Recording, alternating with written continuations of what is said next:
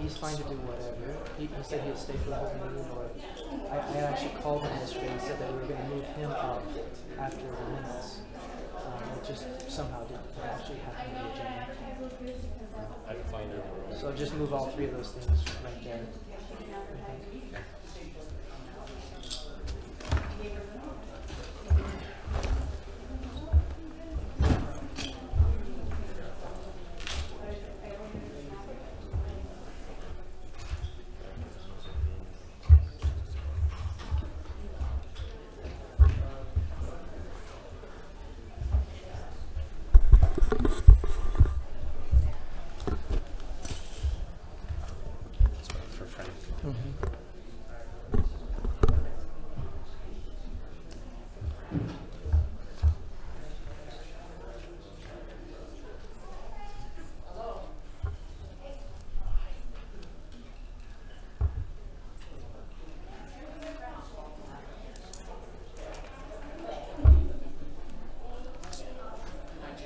Good to see you, Frank.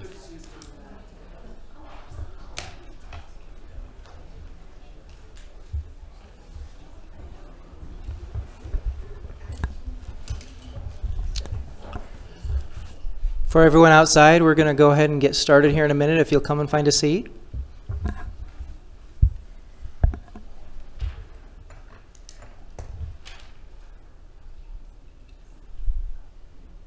There's plenty of seats inside, so please come on in.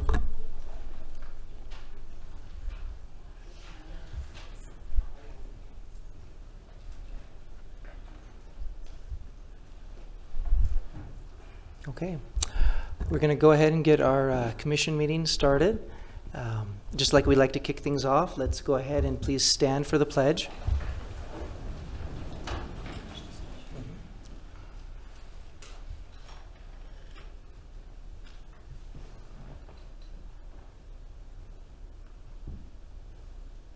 I pledge allegiance to the flag of the United States of America and to the republic for which it stands, one nation, under God, indivisible, with liberty and justice for all.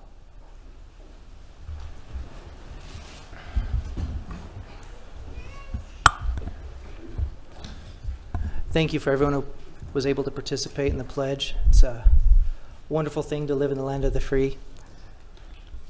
Today we have a lot of items on the agenda. First and foremost, we have perhaps one of the best items to discuss today. It's the presentation of a donation to Frank Ori from the Mike Ballard Fundraiser Tournament. Rose, would you please come and talk to us a little bit about this? Commissioners, 9 years ago. And everybody on the committee, the Mike Ballard Committee, please come and stand around Rose. Whoever's here from the committee. And I'd like to recognize our committee before we get started. This year our committee consisted of Ann Anderson, of course Linda, Bill Barnes, Misty Birch from Castleview Hospital, Casey Hopes, Barry Horsley, Tom King, Kristen Taylor, Amanda Holly Pies, Taylor Warnock, Sheriff Jeff Wood, and needless to say, the great staff at the event center. So we had a great committee. And 9 years ago, I had a young gentleman, and Nancy Verderber, come to me. We were going to do our first ever golf tournament. Try not to cry. And asked me if we could do that as a fundraiser for this lovely lady, because her husband had fallen and was very, very ill. Frank came to me, and we started it, and since then it has evolved into what it is today. It went from a golf tournament. We now have the golf tournament and the band and the concert, and it's been phenomenal. Everyone works diligently for this cause, and I thank you, the commissioners, for allowing us to always do it. Frank has put forth such effort over the last 8 years. I cannot tell you. Never once did I think that we would be paying it forward to one of our own committee members, but it's Frank. This year, we had a phenomenal year. The amount of money we raised was $37,692.55. The amount that we're going to present to Frank, just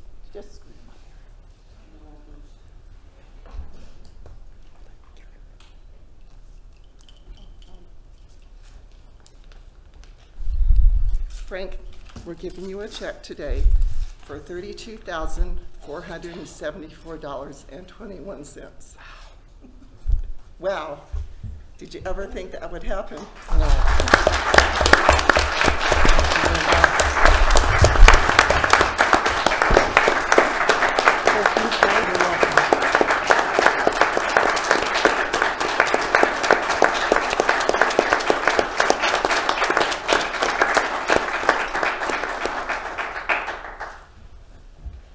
There's not a more deserving person ever that he has worked. I mean, besides this tournament, what else has Frank done for the community? It's countless. I mean, I don't know how many fundraisers and, you know, everything that he does. He deserves this with 10 zeros on the end of it. So, Oh, thanks. there you go. Thank you. Holy cow. What a journey this has been. And, you know, thanks to you guys, all three of you. I know the support that you have given me throughout this journey, and my lovely wife, which I wouldn't be here without her. And our sheriff, he was there almost every week to see me in the hospital. And people said I'd never walk or talk again. And boy, I proved them wrong. And I'm excited. I still have a long ways to go, but I'm excited to get back to work and resume my duties.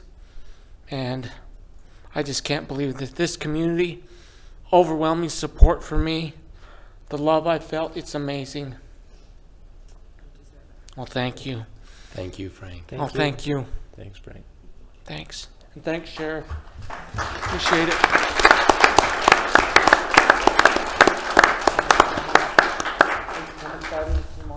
Yes, I am. Oh, yeah, okay, good. I think that's me.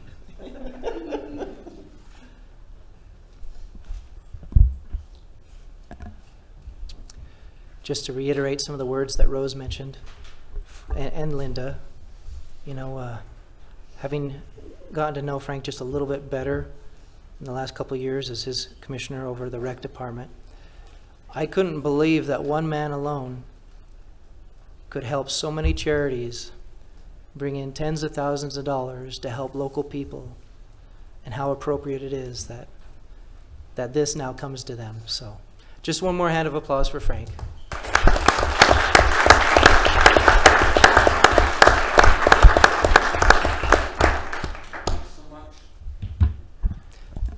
Okay, guys. Now the rest of the meeting is going to be pretty boring. Next item on the agenda, we're going to open some sealed bids. And so Seth Marsing, you and Lori over there with the sealed bids, go ahead and oh, yes, I apologize. I'm missing a few changes to the agenda that we're going to have right now. We have a few items later on the agenda, being conscious of employees and their time spent and different things like that. We're going to go ahead and move. We're going to move item. Let's see. 16 and 17. Which one's got Doug on it? We're going to move item 16, 17, and 19. 16, 17, and 19. We're going to move those items. We're going to move them up between items number 5 and 6. Commissioners, if you're okay with that, just to appropriately address some of the issues with the time that we have employees here. I'll make a motion that we adjust the order of the agenda to include items 16, 17, and 19 to be moved up in the agenda process. I'll second that motion. Motion and a second. All in favor? Aye. Aye. Okay, back to item number 2, opening of sealed bids for tree removal and replacement bid. We received no bids for the tree removal and replacement. Okay. Are we going to advertise again? Or Commissioners, if you've already gone out for bid on this, you don't need to advertise. So really at this point, it's a matter of whatever you think you need to do to find somebody who will do the work for the best price. And especially given the fact this is kind of seasonal, I think there was a desire to do some of this before winter came. So you tried to satisfy the procurement code requirement of putting it out to bid and seeing who will come. At this point, you can now directly solicit proposals from companies or bids and get the best you possibly can. I'd like to make a motion in that regards, that we work with maintenance and with through Barry and see if we can come up with some a list of what those costs would be, and then we can have that discussion further at that point in time. I'll second that. Motion and a second. All in favor?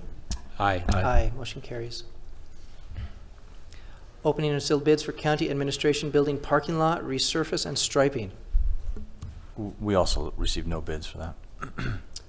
I'll entertain a similar motion to the previous. So moved. I'll second that. Motion and a second. All in favor? Aye. Aye. Motion carries. Opening of sealed bids for Carbon County administration administration building curb removal and construction. And we also received no bids for that.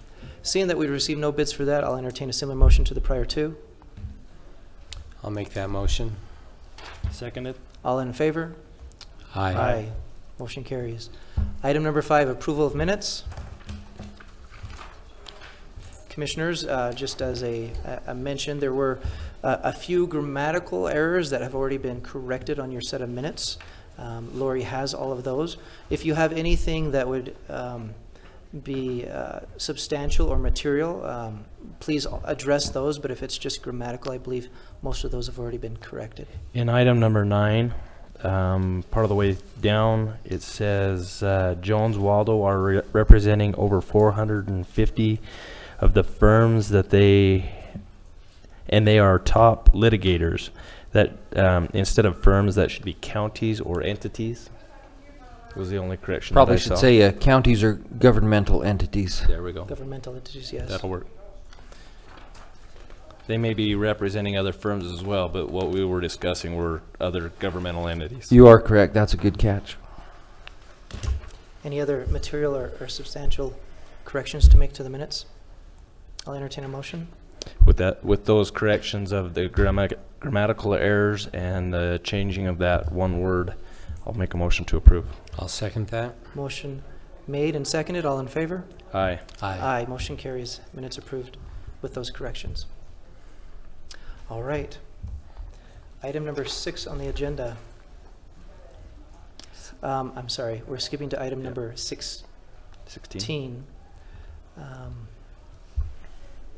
If we can have travel and tourism, economic development come up together. Is Tina not here? Tina, if you and Rita will come and present yourselves, and then we'll have Scott afterwards. Just as a nice little introduction. There we go, arm in arm. Hello. That's tourism and economic development, hand in hand almost. Yes, we're definitely a team. There we go. We're be attached at the hip.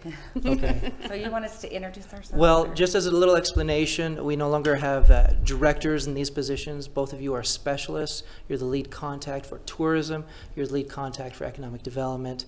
And maybe just 2 or 3 sentences about yourselves, and hopefully you're excited to be here now in this capacity. You're not new to the county, but you're new to this role. Definitely not new to the county. I'm Tina Henry. I'm the new tourism specialist, and I'm really excited to be working with Rita and with the county commissioners to improve our visits and make our areas destinations. And I think it's a really exciting time for our communities. There's a lot happening in each city, and so I'm really excited to be a part of that. Okay, and for all tourism needs of the community and ideas and a lot of the applications that go for the tourism dollars, that's all directed to you. Yes. And so Yes. we just want to publicize that for the community. And community events too. If you have a community event going on and you're trying to plan around something else, to contact my office, and I can help let you know what's happening. And that you and Recreation are working very closely for a lot of those community events. Yes. Rita? I'm Rita Vigor. I am the Economic Development Specialist. I worked in economic development prior to working as the Commission Secretary, and I'm just excited to work with Tina and you know, other the cities and the mayors, the city council, and the private sector to really show what Carbon County has. So basically, I always say that I'm pretty sure I don't have feelings, so please let me know if you have any suggestions, or if you think that I need to do, you know, if you have a suggestion for something that I could do differently. I'm always open to those. Did you just hit the panic button, Casey? No, I locked my chair back. So to that point, recently there's been a Community Economic Development Council formed, and in a large part you're liaisoning that council and helping provide them with the tools and resources that are available so that members of our community, both public and private, can be empowered to drive and be the pillars of change when it comes to economic development. Yeah, so Commissioner Hopes kind of worked with Gina Gagan and worked with the Lewis Young Robertson in Birmingham, and this is kind of the plan that they developed, and with that, having the economic development specialist and involving more of the public in that planning for the future process. Tina helps with or attend some of the committee meetings as well, so that we can be there and listening to what everyone is, the issues that they're having, the needs that they have, and what we can do to help. So just excited to try something different. Thank you. Thank you. Thank you. And moving on to Scott with Recreation. There's an old position brought back, which is that of the Assistant Director. And Scott is the employee who is the Assistant Director, and right now the point of contact for all things recreation in the county. I saw an ad in the paper looking to fill the biggest shoes in the county. So those would be Frank Orry's, to step into those for a few months to keep all the good works he started rolling until he came back to us. And so for the past 2.5 months, been out there at the fairgrounds and event center in the recreation building. Jumped right into the Mike Ballard Memorial Tournament that we talked about earlier, and have continued on throughout the summer up until the county fair last week. So that's where I am. Very good. Well, Scott, we're glad that you're there. And if there's any, can you talk about maybe some of the challenges and some of the things that you're doing to help facilitate the needs of those in the community? Well, the Carbon County Fairgrounds Events and Recreation does a lot more than just what Carbon County plans. We help facilitate a lot of the needs of all the communities around here as well. We had an active role in Price Cities International Days, helping staff events there. We've helped out with the Greek Festival and their 5K run. We'll be helping out with the Helper Arts Festival this weekend. This year, unfortunately, we didn't have the climbing wall available for East Carbon's Community Days or for Wellington's celebration, but we'll haul out bleachers and barricades and anything anyone needs. So we spend a lot of time supporting a lot of the local events in the community, and not just ones planned by the county. Very good. And just because of some community concern and involvement, will you just highlight a little bit of the watering issues and how a lot of that's been resolved and what to expect going forward? Absolutely. As many people in the community know, we've recently added a soccer complex to the fairgrounds up there. And when we did so, it's a beautiful complex, but it takes a lot of water to run that grass. And through trial and error, and as we got the complex going, we soon realized that we had some deficiencies with set times for the watering and times when it was watering and other buildings were receiving their water as well. So there for a while, some of our fields looked like they were suffering, dry spots and some swampy spots. And so we've spent the summer not only fixing lines and sprinklers, but working with IT and with GIS to map out everything to get a good plan in place so that there's only the sprinklers running at one time that should be. And so for those members of the community that are really concerned about those nice areas we've put in, we are addressing those, and it's getting better, and we'll be holding a meeting here very shortly with members of the soccer community and softball community to make sure their questions and concerns are all addressed as well. So if anyone in this room that isn't involved in any of those organizations but still wants a more detailed view of what we're doing, if they'll contact us at the event center, we'll make sure they get an invite to that meeting and know just exactly where the water is going and what it's doing. And with technology and with our IT department, you're able to do now a lot quicker and easier what previously required several employees to do. So a lot of progress in that direction. Absolutely. We'll get it dialed in soon, and just we're all looking forward to the huge progress in that area. Thank you, Scott. Appreciate your time. Thank you, Scott. Thanks, Scott. Okay, number 19. We have one more that you were going to introduce. Oh, yes, I apologize. Would our new commission secretary please stand? Our commission secretary oftentimes is the point of contact for the commission. And Jeannie Hawk is a wonderful person, very organized, and very much a large help to us. She's filling the shoes of Rita Vigor, who transferred over to become the Economic Development Specialist, and we're all glad that Gina can be here and help us. And for the public to know, point of contact for the commission, oftentimes you can contact us directly, but if you're not sure which commissioner's over what thing, and you're reaching out to the county, the commission secretary is kind of a liaison for many, many departments, not just that of the commission. So thank you, Jeannie. And thank you, Commissioner Potter, for pointing that out. Moving on to the number 19, which is the presentation of the 2017 County Financial Audit. We have Doug Rasmussen from Simeon Rich and Marsing. Commissioners, thank you, and thank you for moving me up in the agenda. I would have sat here during the entire process, but I appreciate you doing that for me, and appreciate the opportunity to be here to go over some of the financial information for this past year. I will go over some of the highlighted information in the audit report. I'm assuming that all three of you, do you have your audit reports? Okay, so I'll refer to the page numbers that we have in the audit report of what we are actually going over.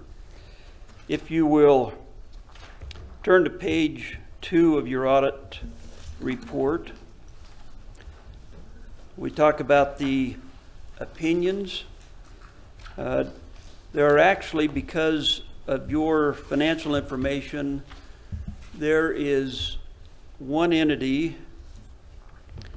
that is not audited, that is part of your financial information, the Schofield Special Service Water District. They are not required to be audited. And because of that, there is a modification in your opinion. So if you look at the middle of page 2, you see that there is a qualified opinion, and then there are unmodified opinions. Your county audit, we will be dealing with, I will read the unmodified opinions. And it states, in our opinion, the financial statements referred to above present fairly, in all material respects, the respective financial position of the governmental activities, the business type activities, each major fund, and the aggregate remaining fund information of Carbon County as of December 31st, 2017, and the respective changes in financial position, and where applicable cash flows thereof for the year then ended, in accordance with the county principles generally accepted in the United States of America. That is an unqualified opinion. Another term is a clean opinion, which is mandated by the state auditor's office. And we have performed sufficient amount of work to arrive at that conclusion with your audit. I'd like to go over just a few of the financial information that is presented, mainly concentrating on the fund financial statements, which start on page 15 of the audit report, and also dealing with page 17. So page 15 shows the balance sheet activity, the assets, the liabilities. But I'd like to look at page 17 and just make a few comments as far as how the county performed this last year in a few of your funds. The general fund this past year, the third figure from the bottom in your financial reports, the general fund had a deficit or a loss in operations of $1,158,049.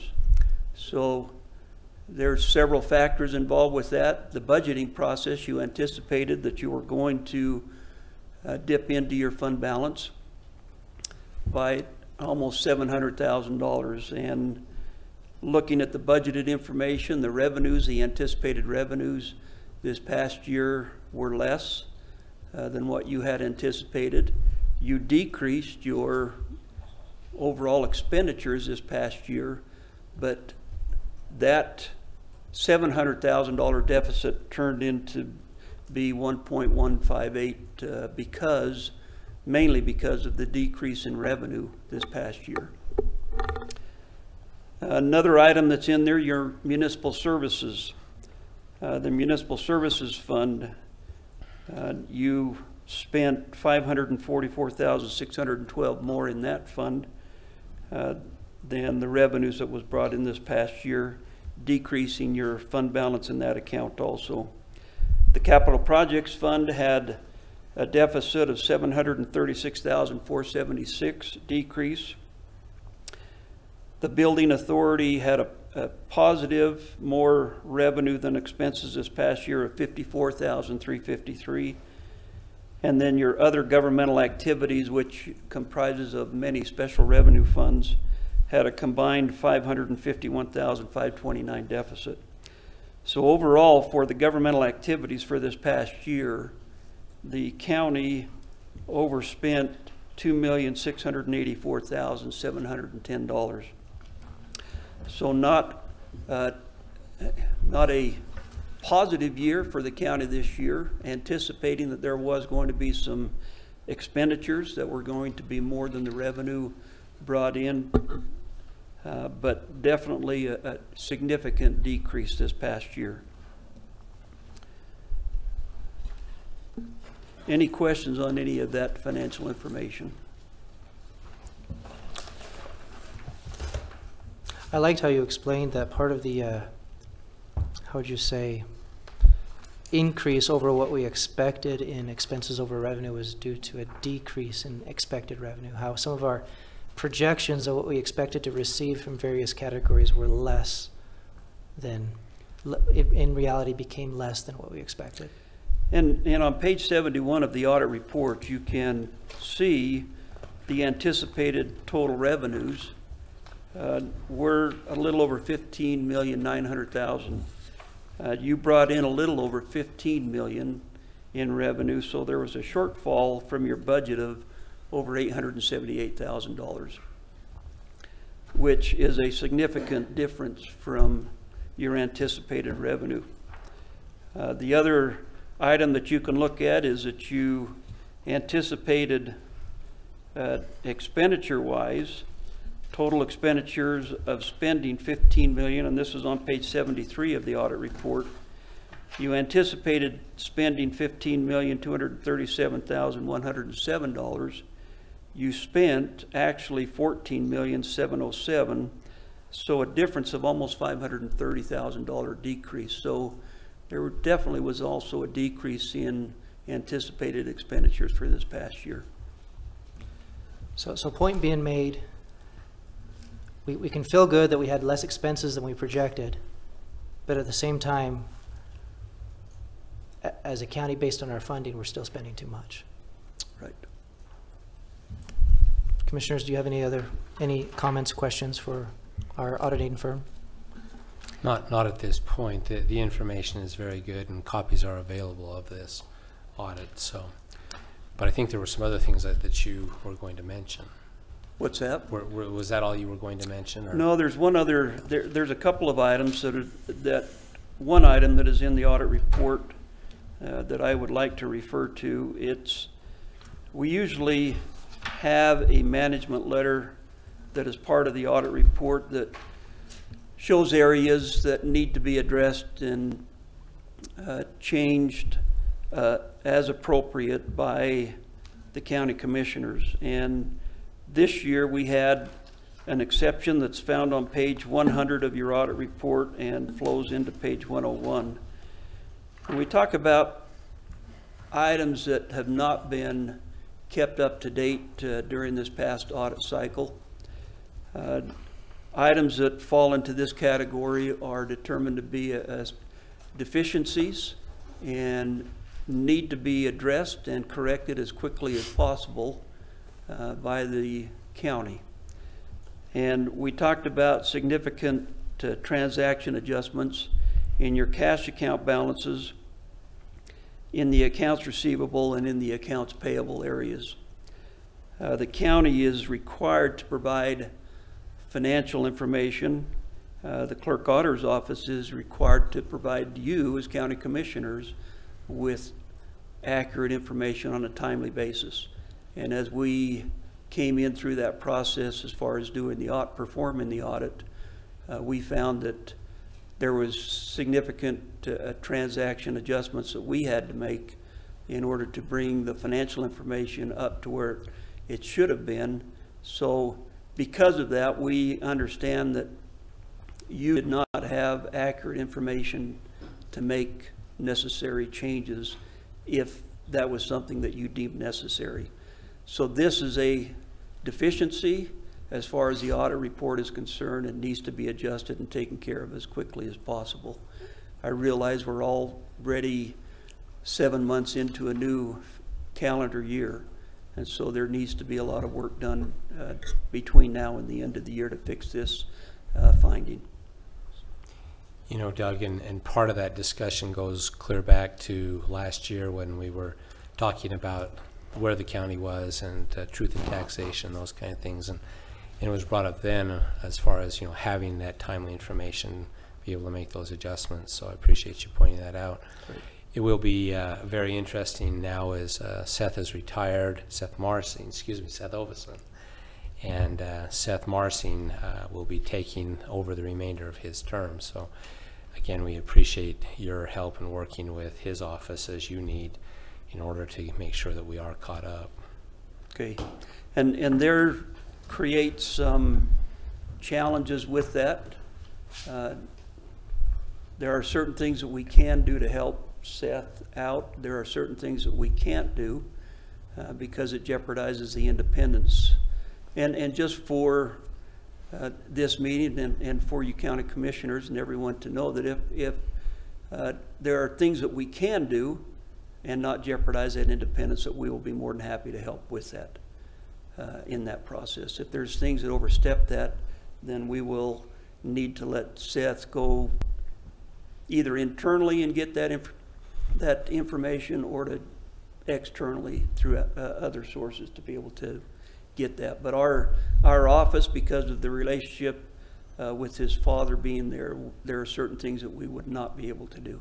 And we want to be very careful in not creating that kind of an issue. So as we go through that change and as we, you know, look for those opportunities, I would just ask that you be sure to let us know that, you know, this is not a service we can do, and we will certainly go out and make sure that we have the appropriate credentialed people that help with that. We will keep you apprised of that. Any other questions? I think just to reiterate the words of Commissioner Potter, you know, I think that we will be in contact to clarify some additional questions and concerns that we have, and with the intimate knowledge that you guys have as a firm of the county and of our books within the bounds of what is appropriate. We look forward to working closely with you over the next few months. We'll be more than happy to provide that service if it falls within the boundaries that we can provide it. But thank you again, and thank you for the opportunity to come over and present this audit, and also to work with Seth and with his staff. They have been very helpful in this process. We do a lot of county and city, well, governmental auditing, and you have a very good staff that is easy to work with, and so we appreciate that very much. Thank you. Thank you.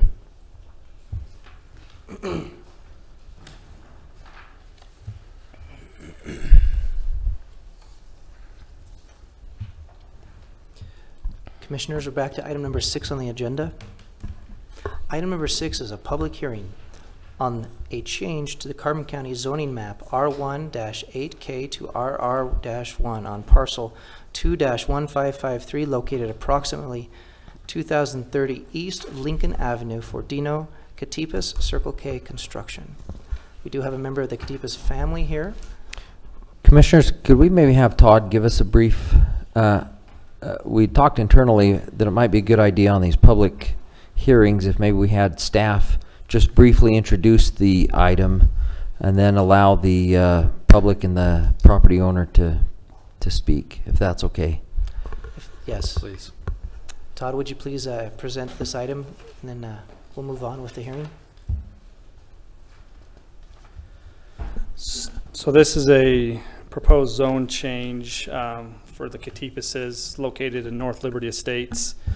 It's phase 2 of their development. Phase 1 is already zoned RR1. Currently, phase 2 is zone R1 8,000, which approximately quarter-acre lots. So they're wanting to go up to RR1 to match phase 1 of their development. They have a preliminary plat that they submitted. There's 6 lots that they are possibly going to put in there, with lot sizes varying from like 3.5 to 5 acres in the area that they're proposing for a zone change. Okay. All right, Todd, thank you for presenting that item. Okay. And we'll go ahead and open the public hearing. It is. You want to have the landowner representative do that before? Do you need to add right, anything Christian? more to what, Dominique, would you please come and present yourself and state your name for the record? Good afternoon, Commissioners. My name is Dominique Katipas. I'm representing Dino and Angelo Katipas today. I have nothing further to add, Okay. Unless you guys have questions. Okay. Thank you. Thank you. So we'll go ahead and open the public hearing at 5:06 p.m. All those who have something to say, please come to the mic, state your name for the record, and keep your comments specific to this public hearing. And if you hear anything that has already been mentioned, please just say that you concur or are against.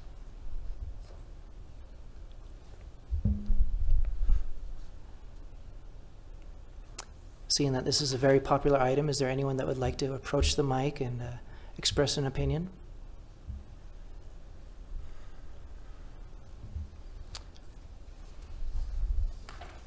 Seeing no additional interest for this public hearing, we'll go ahead and close it at 5:07 p.m. And let's see, Commissioners,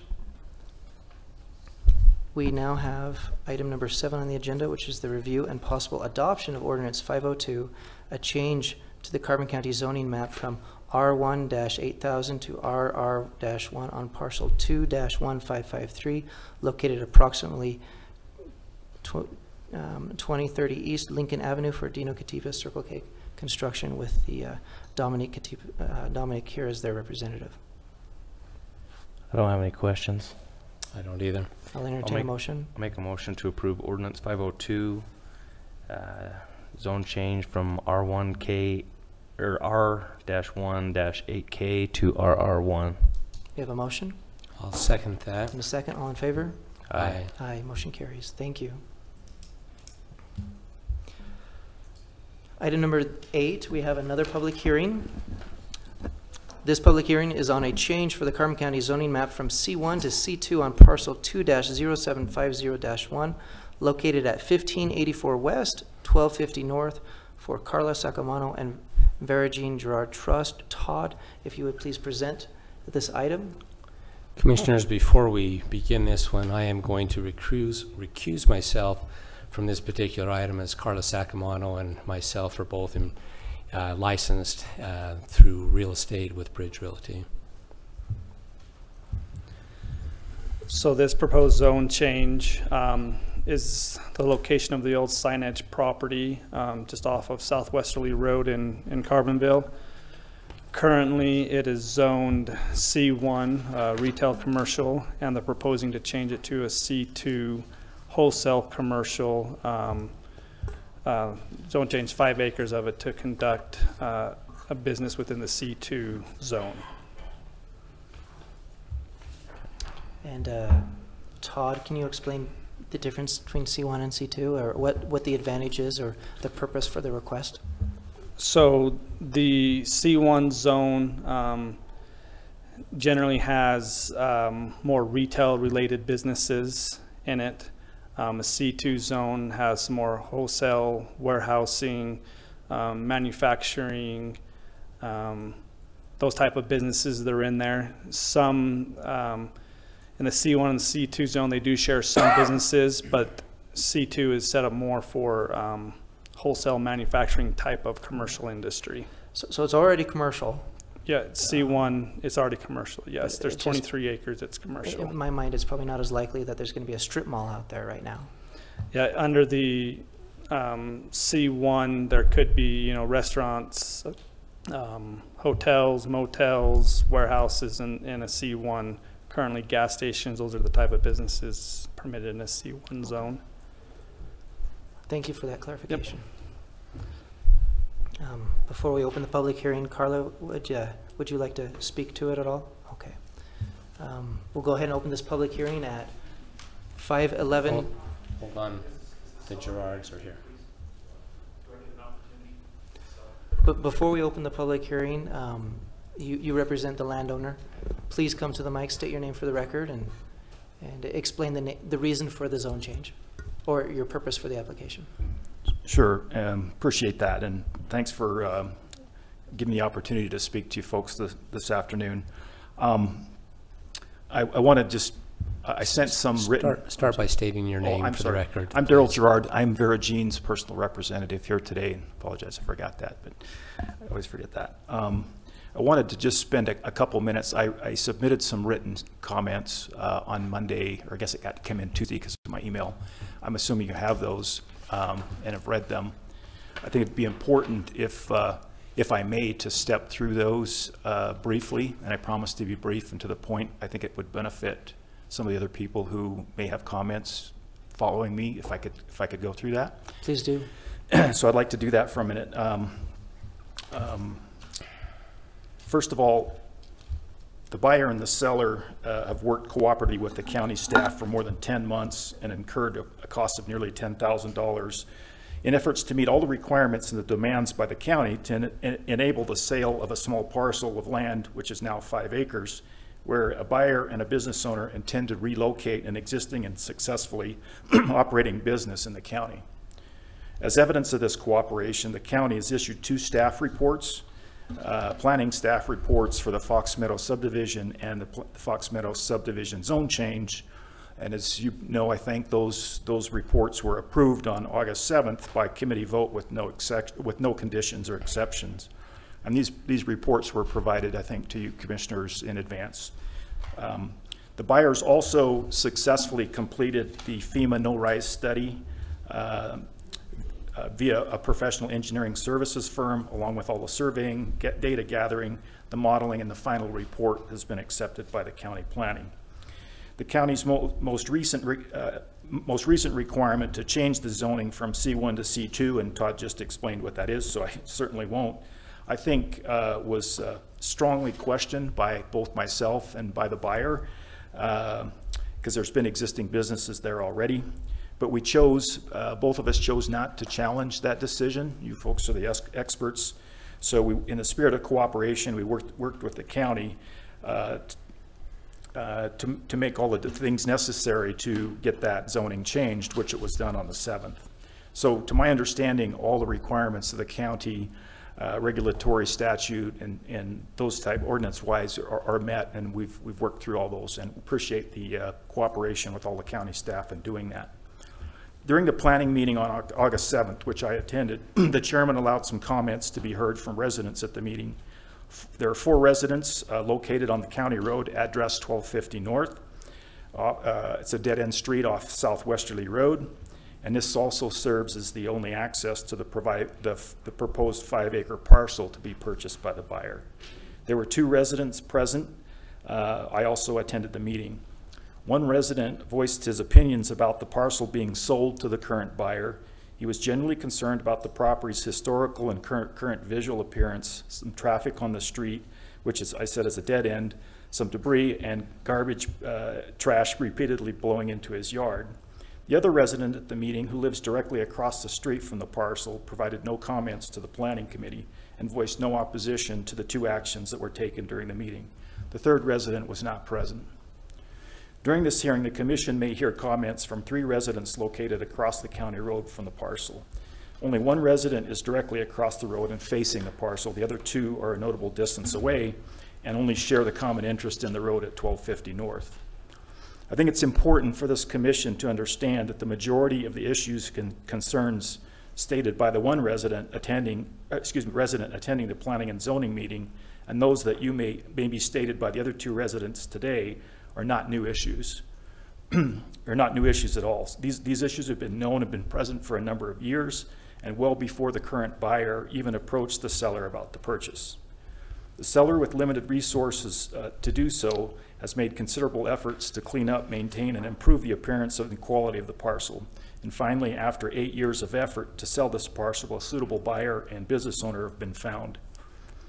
Substantial time and money has been expended to make this happen.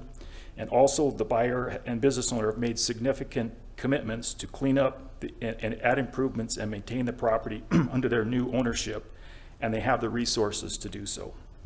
The seller does not have, Vera does not have the resources to clean up the property and maintain it in a suitable condition going forward, which has historically been the residents' main concern, at least in my view. Without the buyer's ownership and proposed investments, the property will likely continue to degrade, and the residents' concerns there will continue and worsen in that regard. The residents were presented with an opportunity to purchase the property prior to the current buyer, and the residents declined to do so. The property's been for sale for 8 years, as I mentioned. The residents were also aware that when they purchased this property from my dad, that had been zoned commercial, and in fact 2 businesses had been operating off and on there for quite some time.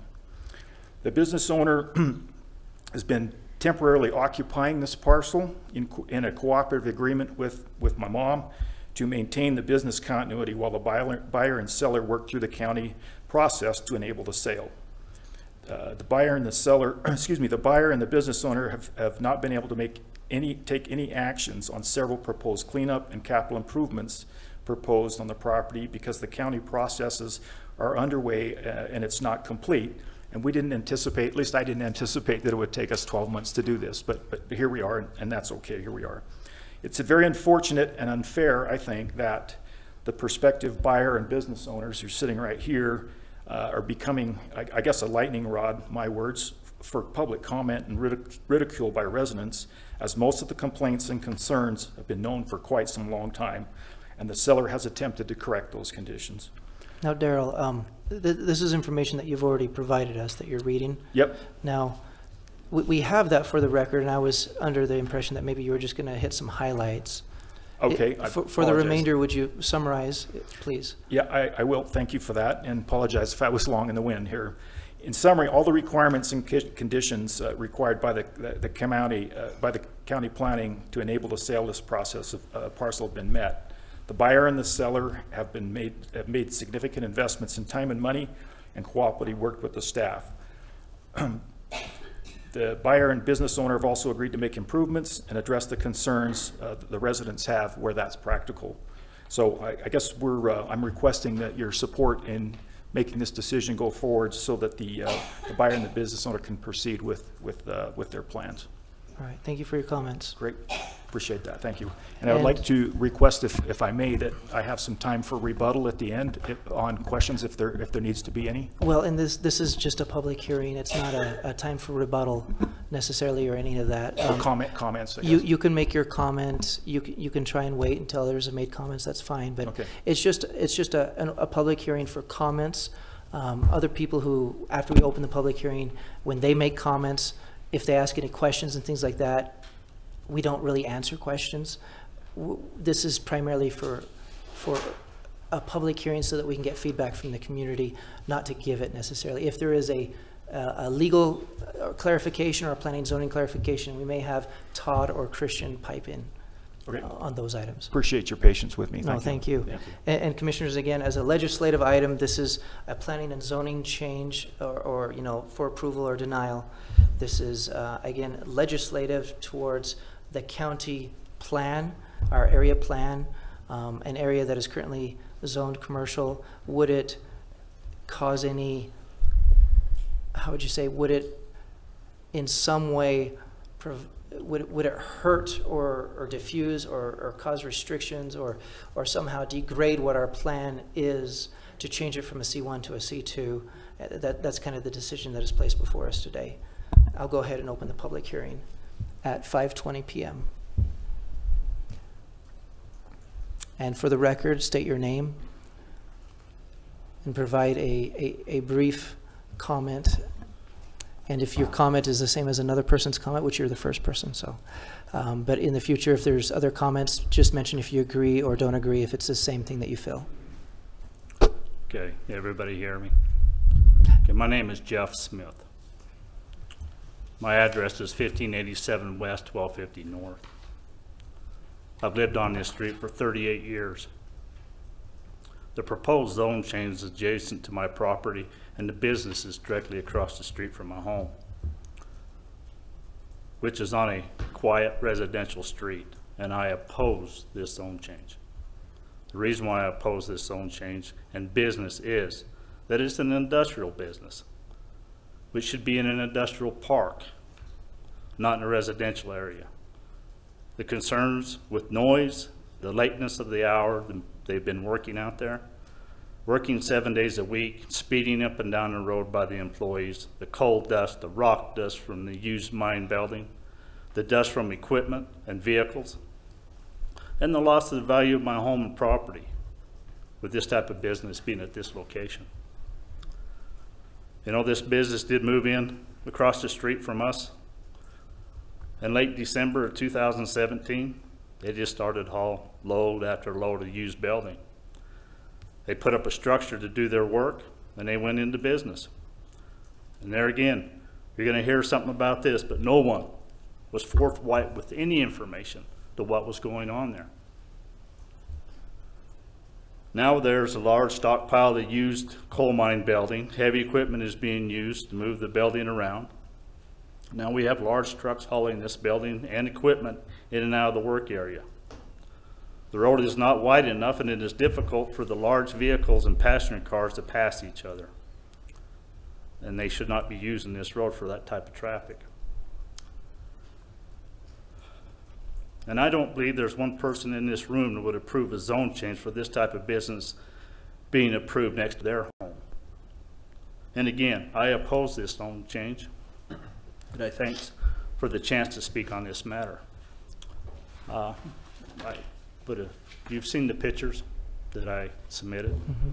Yeah, anyway, that's all I've got to say. Thank you, Jeff. Thank you.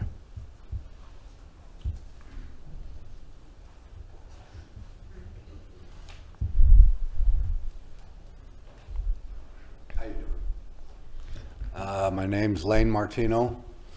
I am one of the 4 residents that live on that street also. I feel that the proposed zone change from C1 to C2 should not go, because the type of business that they are running should be in an industrial park. End of story. Should be there. I agree with Jeff totally. I had voiced those same comments in the planning and zoning meeting with a different temperament at that time. I won't be that way tonight. But I do believe that Carbon County has enough industrial parks and not enough industry. So I think there's places for this type of business, and we're not opposed to them trying to better the property by no means, but I believe that it's going to devalue our real estate. And I feel like their gain should not be our loss. And I stand firmly in opposition to the zone change. Thank you. Thank you. Thank you. Thank you.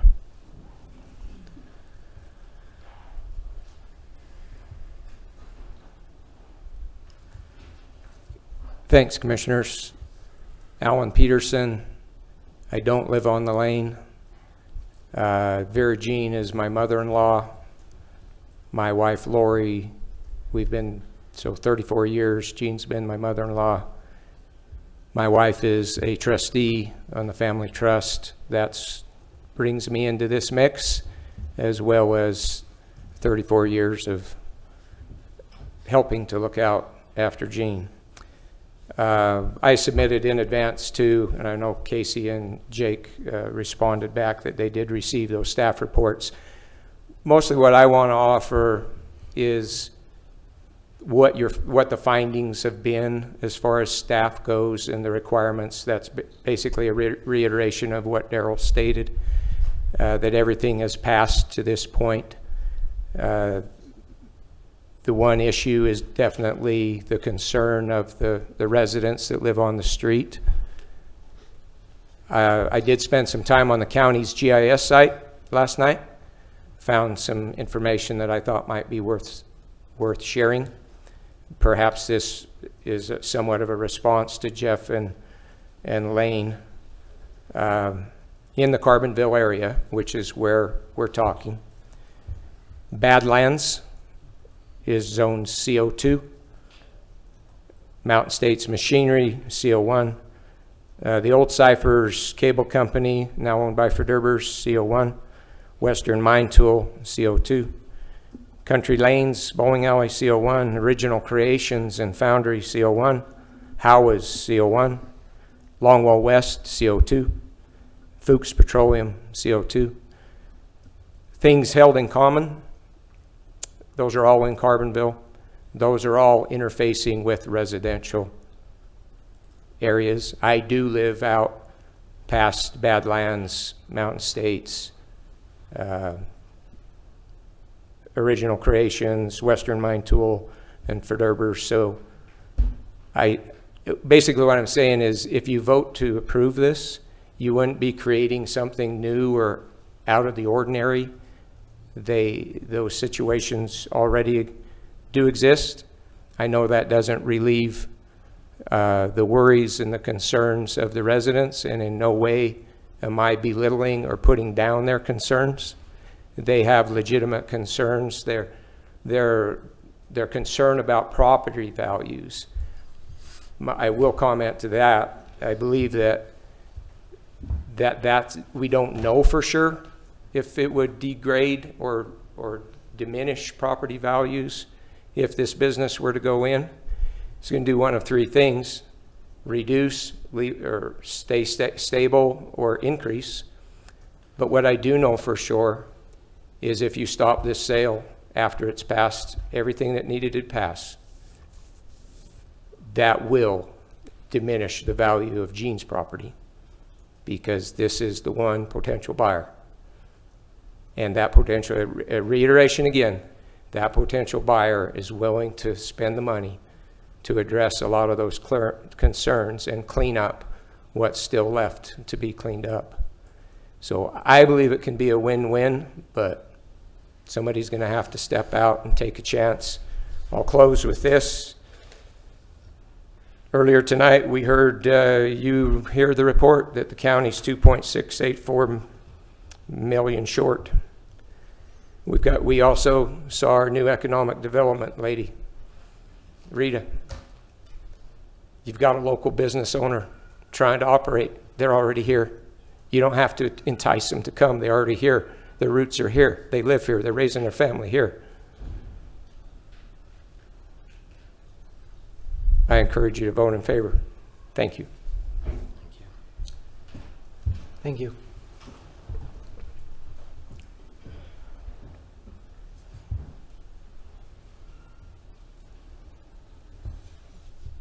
Hello, my name is Patty Sanderson, and I am also live on that street. On what we're discussing, I am gonna just make it short and sweet. I am concerned about my property value going down, and I did purchase that particular house just a year and a half ago with the intention that I wouldn't have to see a lot of construction. It was the place for me. I don't really want to see a bunch of businesses going in, and so I do oppose this. Thank you, Patty.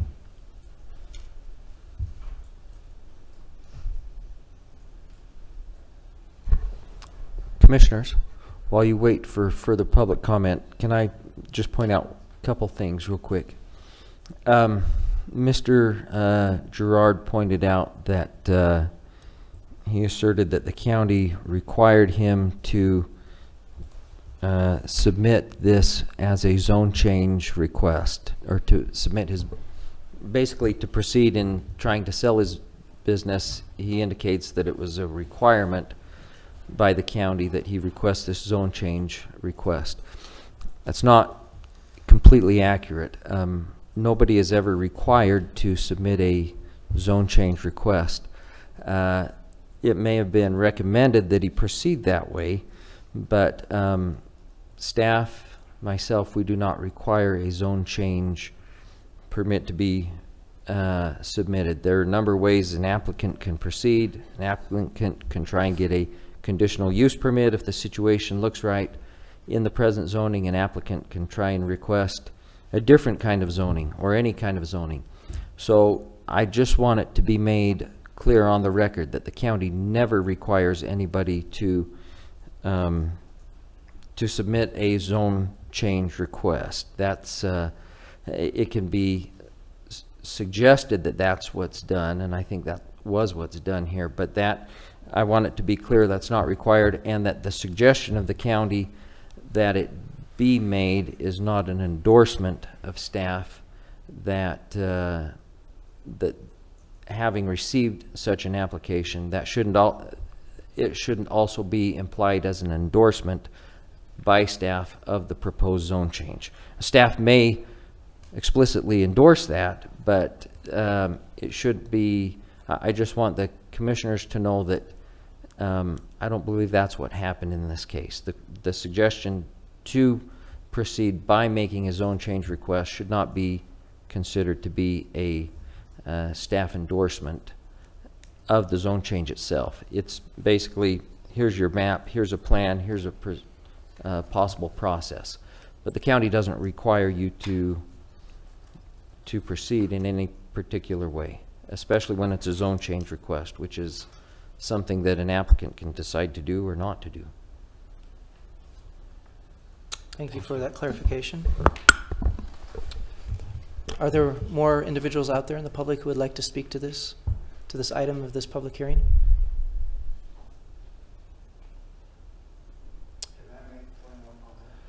You've made comments. It's not traditional to have people come up multiple times, but if it's brief, I'll accept one more brief comment as an exception. I just have one quick thing to say.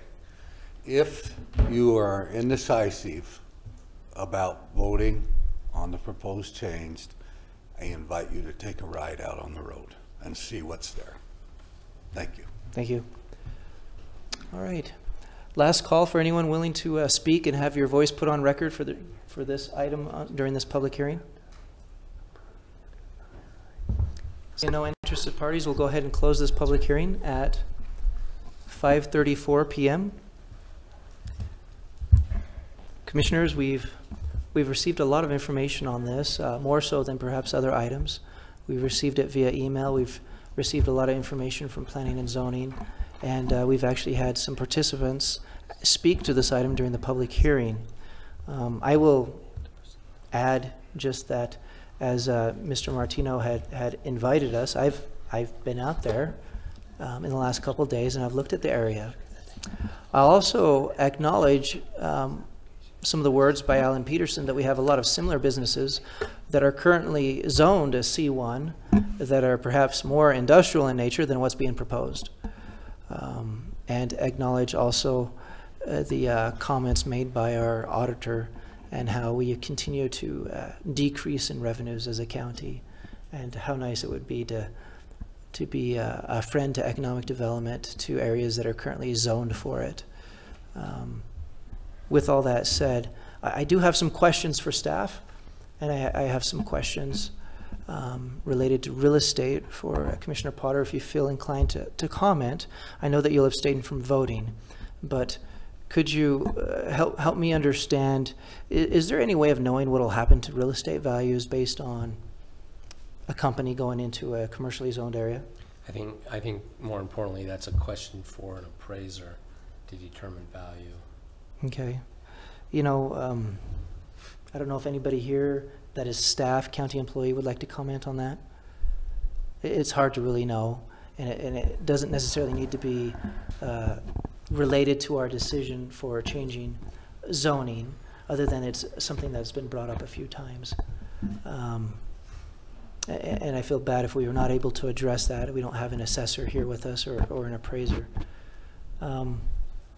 Other than that, questions for Todd in regards to planning and zoning. There were some concerns brought up that I've made note of in regards to the road, the width of the road, and what they propose to do, and how those requirements have or have not been met with planning and zoning. So I've worked with the road department and engineering departments. We realized that the road, you know, is narrow. It's is a county road. There's a few things, the access into the property, we'll have to, if it's approved, have to address, so the road doesn't get broken, the shoulder doesn't get broken because it goes into gravel, so that'll have to be addressed. Also, several of the people who made comments were concerned about the noises and other things coming from the business. Within a C2 zone, a site plan will have to be submitted to me, the zoning administrator, and things in the site plan will have to be addressed. The location of their buildings, location of the parking spaces, location of waste receptacles, any type of landscaping plan. Yep. Additionally, there's going to have to be a plan to restrict any noise necessary for the project, a plan to control dust, restrict truck access, maintain a safe speed, a plan to repair any county roads damaged, a plan to restrict fumes, smoke, noise, vibration, or odor. So that'll be submitted with the site plan. When a building is comes in for a building permit, a site plan's required. Not all of these details, but in a C2 zone, these additional things are required for the site plan. So we have to make sure that those things meet the C2 if I know there's concerns. So Carla will have to submit things to make sure she mitigates those potential uses. What about site obscuring fences? And then fencing also. There's I lost my place. Fencing is also something that needs to be addressed on it too. So there are other things in there that act as a built-in conditional use. The type of business that is proposing to go there is a permitted use, but within the C2, a site plan requires additional information to be addressed. So a lot of those things that would be obviously beyond this scope of this meeting, because a lot of those concerns will be addressed through the conditional use permit. through the So through the basically, site plan. Just this zone change conversation that we're having today in no way gives them permission for whatever they're planning on doing. Yeah, All it does is it does it align with what we have as far as a county plan. Yep.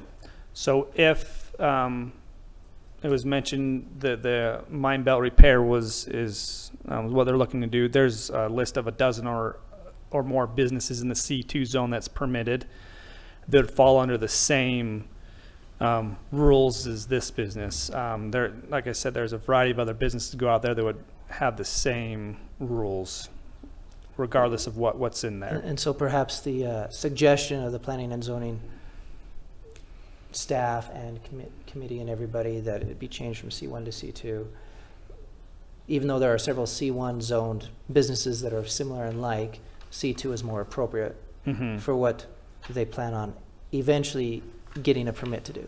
Correct. Which, again, today, is it appropriate with our area plan to go from C1 to C2 is the question. And Commissioners, if I can just make clear, so yes, you are acting just on a zone change today. If the zone change, you're looking at a legislative decision, and the standard that you are to apply is whether or not a zone change would further the purposes of the county, basically the county general plan. So, and if you find that denying the zone change or approving the zone change furthers the health, safety, and welfare of the citizens and the purposes of the county general plan, then you're well within your rights to approve or deny the zone change. If you approve the zone change, then the next step is not a conditional use permit, but a site plan, because this would be something that would be a permitted use, we believe, within that zone. But the site plan essentially functions the same as a conditional use permit. It's just one that is then, the conditions are put by the zoning administrator himself, and are designed to then address those other issues, such as noise, dust, traffic, all of those kinds of things.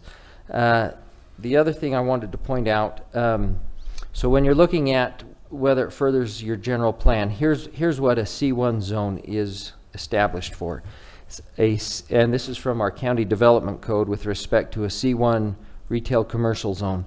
The C1 retail commercial zone has been established to provide an area in which the primary use of the land is for retail, commercial, and service use to accommodate the needs of residents and the traveling public. Characteristics of this zone are uses such as retail stores, banks, restaurants, offices, warehouses, housing parks, light construction companies, churches, and a wide variety of specialty shops located in surroundings that are aesthetically pleasing and convenient, safely accessible. In general, these zones should be located adjacent to major traffic arteries. Residential developments, manufacturing uses, and other activities that would be inconsistent with the use of the land for commercial activities are not permitted in the zone.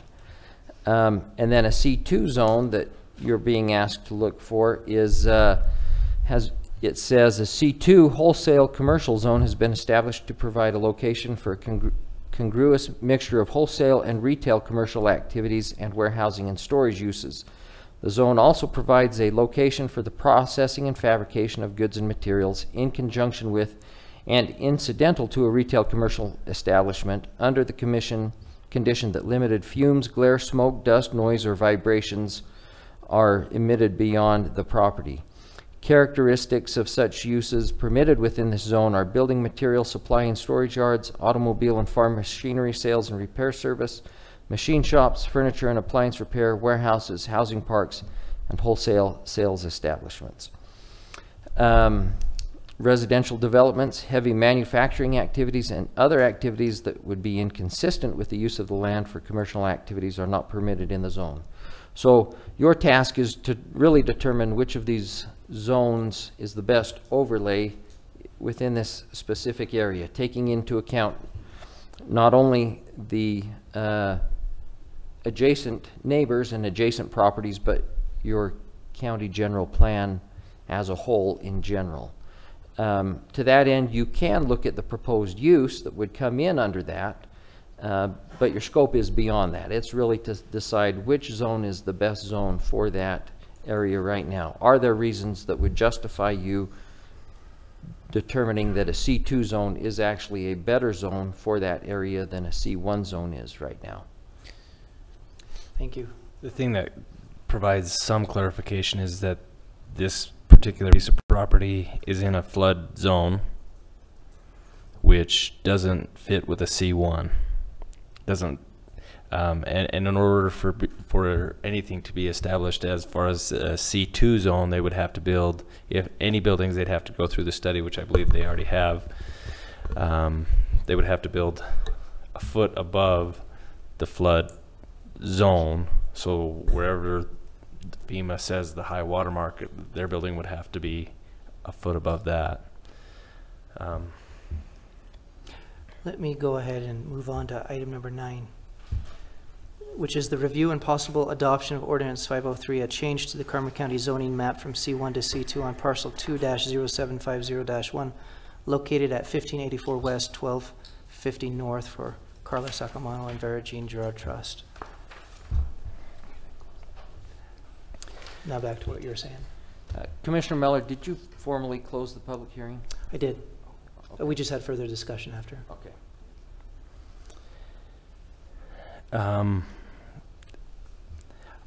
I don't. This is again a hard decision because I know there are strong sentiments both ways, but I'll make a motion to approve a zone change from C1 to C2 because it fits a C1 doesn't fit in that area. Now, I also live out in Carbon County, not Carbon County, but out in the county, out in Carbonville. And I've tried to put myself in your shoes. At the same time, as an administrator of the county and realization of where our current taxes are and everything else that we have to consider, with current businesses operating as a C1, and this being more appropriately addressed through our planning and zoning process to make it livable for those who are residential around, and the time that it has been a C1, I'll go ahead and step down as chair so that I can respect Commissioner Potter's wishes to abstain, and I'll second your vote to approve this change from C1 to C2. Need a call. And I'll go ahead and call for a vote. All in favor? Aye. Aye. I abstain. 2-4, and Commissioner Potter abstains. All right. Now, Commissioners, we have several other items on the agenda, and previously when we moved a few items earlier on the agenda, I forgot one more item. We have some people from out of town that have traveled all the way from, I don't know, are you from Salt Lake? South Jordan. To be here for our meeting with Bottega and the university. We've already had a few people leave just before time. If it's okay with you, I'd like to go ahead and move item number 20 up on the agenda so that we can address it now and allow them to get on the road when they're finished. Do you have any concerns about doing that? Take a motion. I'll go ahead and take a motion. I'll move that we move item number 20 up. All right. I'll second that. All in favor? Aye. Aye. All right, so item number 20 on the agenda is a presentation of scholarship and college credit opportunities for Bottega Programming Bootcamp at Utah State University Eastern. And we have Ryan Murray with the university. Ethan Miliori was here for a little bit. We also have Stephanie, and Stephanie, I forget your last name. It's Conley. Stephanie Connolly with Bottega. We have a PowerPoint. I guess we'll go ahead and drop the screen. Perfect. And I'll leave you in charge of the PowerPoint since I don't have my Do you want to computer with speak a me. little bit before we have the screen, or you want me to hurry and get the screen up? You can pull the screen up, but first of all, thank you, commissioners, for taking the time to listen to me and to talk about our social initiatives. So I am here on behalf of Bottega. I'm also here on behalf of Accelerant and Pando Labs. So this is a social initiative project that we've come up with to bring additional education and hope to the community. So what we are doing is we're actually offering scholarships to Go ahead and hold a sec. We can't hear you very well with that screen coming down. Okay. And I'm short, so. And maybe pull the mic a little closer. Okay. So again, what is Bottega? So Bottega, we are a tech school. We're fully accredited. We recently acquired New Charter University and are working on a full bachelor's program for computer science. So these courses that we're offering, well, the web development course that we're offering is worth college credit. We'll be holding the classes in USU Eastern as they're partnering with us. Very, very exciting. Now, from my understanding, maybe Ryan can speak more to this, but this is kind of a nuance, a new thing. A lot of times these boot camps are for a certificate or, for outside non-credit, whatever. But from my understanding, USU Eastern is going to provide college credit for those who graduate with this program? From my understanding, correct. Ryan, were you? It is an accredited program, so yes, you can use that at home. Okay, which is wonderful because that's actually an opportunity here that doesn't exist in most metropolitan cities. Right. So our hope is to really bring this education here. So what my slide shows, and I apologize, I don't have my computer. That's okay. Just turn the lights off so that you can see. Oh, I guess the projector's still warming up.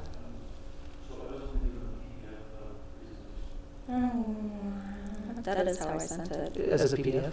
Well, there was a couple PDFs. So the first part of this program is we have a program called Digital Literacy. The name may not be the best name, but really what it is it's introduction to technology. So we have constant changes in technology, and really our dynamic world is changing and opportunities are changing. There's more of a need for individuals to have tech skills. For instance, I went to Helper City Library this morning, and I had to print off some stuff that I did not collect before I left home. And before I left there, I helped the librarian go through and change a default printer and also change preferences. I showed her how to delete cookies, delete history. That way the computers would run faster.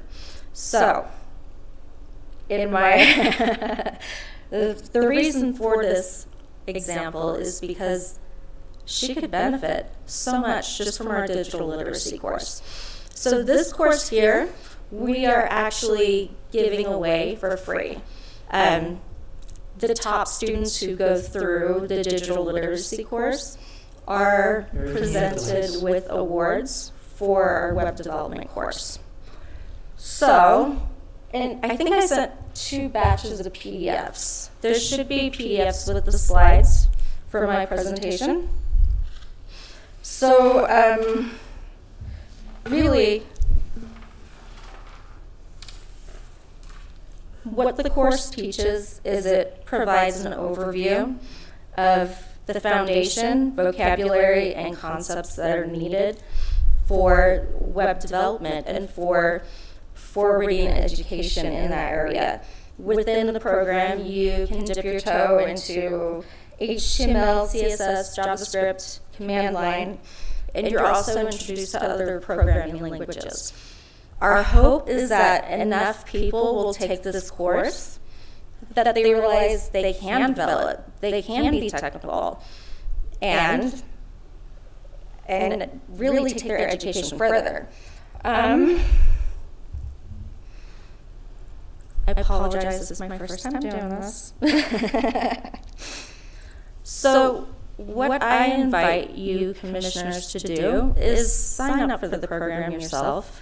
Sign up for the digital literacy course, take it, take a look inside of it, and see what value it brings to the community. We're giving out 60 of these to the community. Our hope is that 24 people finish the program, and out of those 24 people, 15 scholarships will be offered to web development course, which will be held at USU Eastern. We have changed the dates because of a lack of a response from the community. So the deadline to sign up for the course for digital literacy is September 14th. The date to have it completed is September 23rd. That gives us 2 weeks to go through the projects and find the most impactful, the best students to give the scholarships to. What's the time commitment? Between 40 and 60 hours, depending on how fast you work. Is that for the assessment, the financial literacy? For the digital literacy, yes. For the digital literacy is something you do to see at what level you are before you get into the program. And see if it's even for you. And so you invited us as... Yes. I invite you as commissioners to take a look at the program. We'll be happy to give you access to it. I'm happy to give everyone in this room access to the program to see what value it offers to the community. So those people who will be accepted after they take this 40-hour digital literacy course, they find this assessment, they find out where they're at, they pay the fees or they get a scholarship, they get into this program. How long is the boot camp? It's 12 week. So it's a 12-week intensive boot camp. Yeah. It goes from 9 to 5. However, when you leave the course, you're prepared to develop websites. Health Equity has already partnered with Accelerant. Health Equity has a branch here in Carbon County where they've employed several individuals. They've agreed to employ software developers, junior software developers. So that's already happened. So it's already spurred jobs. Accelerant is currently working on bringing additional companies to open a satellite office here to keep our people, well, to keep your people in Carbon County, to make it so they don't have to drive an hour and a half to Salt Lake to work. So I guess another ask that you might have is how can we get the word out so that people are aware of this opportunity? I actually send a bunch of information to SunAd. I'm hoping to get Chamber of Commerce on board. And I'm asking for everyone in this room to spread the word, to invite others to take this course. And so to sign up for it, all you have to do is email support@bottega.tech. The subject line should be Carbon County Digital Literacy. And we will send you a link to activate it at that point. Is there something you can send us that we can share on social media? Oh, absolutely.